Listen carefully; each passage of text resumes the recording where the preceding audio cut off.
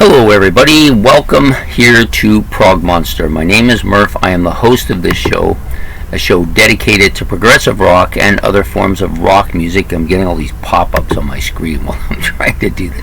Nothing happens, and then as soon as you start, it just goes retarded. It just starts popping up like crazy. Anyways, we're doing the episode of Monday Night's Look Back at a classic rock album tonight. The album I've chosen is Peter Gabriel Security, I guess. Some people prefer to call this 4. Yeah, whatever you want. It doesn't actually say Security anywhere on it, except for here on the side. So I've always thought of it as the album title as Security, but I know that if you look at lists and stuff, people will often refer to this as Peter Gabriel 4. I really like the album cover. It's kind of spacey in a little bit of a monkey way too. Yeah, so this is an excellent album. I think, if I am correct, this was the first Peter Gabriel album that I ever owned, and I believe I had it on vinyl, and I also believe I had only the German version.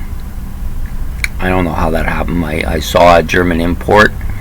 I wanted to try it. I heard that he did the singing as well, so I bought it.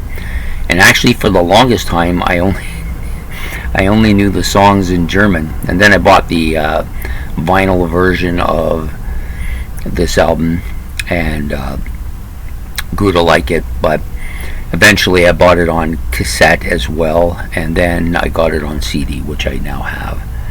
So it's for a fair bit of time in Gabriel's history, this was my favorite Peter Gabriel album. I don't think it is anymore. Maybe still in the top 3 or 4, but it's just where it's a great album, fantastic album. There's so much good stuff on here, and there are so many musicians. So without going too far along now, I'm just going to talk about the stats on here. So this is Gabriel's Security album, released on September the 10th, 1982. Coincidentally, 19 years later, my daughter was born, so always will remember that because of that. It's 45 minutes in length. Was recorded at Ashcombe House in Bath, England. That was the studio it was recorded at. It was on the Charisma label in UK and Geffen Records here in Canada and the United States. Produced by none other than Peter Gabriel himself and David Lord. So, an excellent album. So, the list of musicians on this album is as long as the sleeve on my arm. I was going to write them all down, but you know what? I'm not going to bother. I'm just going to tell you who's on. So Tony Levin, the usual suspects are on this album that play with Gabriel. So you have like Tony Levin on bass, of course Peter Gabriel on vocals. He does play some piano and some synthesizer parts, and a sword drum, which is a type of African hanging bongo type drum. He does play that, and some other drum parts on different tracks as well. Tony Levin bass, and does play some chapstick here as well. David Rhodes, of course, on guitars. Jerry Marotta on drum kit and percussion as well. Larry Fast on synthesizer and electronic percussion parts. All these are on various tracks. I'm not going to list every track that everybody's playing on because it'd be too hard to keep track of anyways. John Ellis on backing vocals and guitars. Roberto Lanteri on sax. Morris Peart actually, on timbals. Stephen Page on, he does some programming for various drum tracks and stuff like that. David Lord, of course, does do some synthesizers and piano on the album. This I didn't remember and didn't realize until I actually went to take this album out and do it, but Peter Hamill is actually doing some backing vocals on here. Maybe he should have stayed in the backing vocal part, because I think he does a better job at that.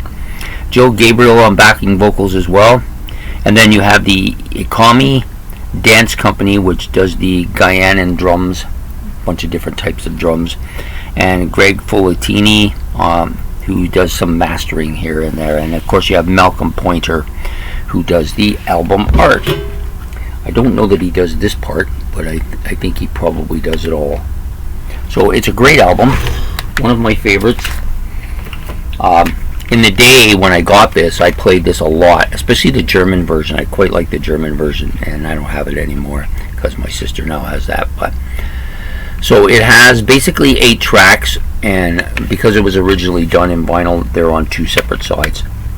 The Rhythm of the Heat has always been one of my favorite tracks on this album.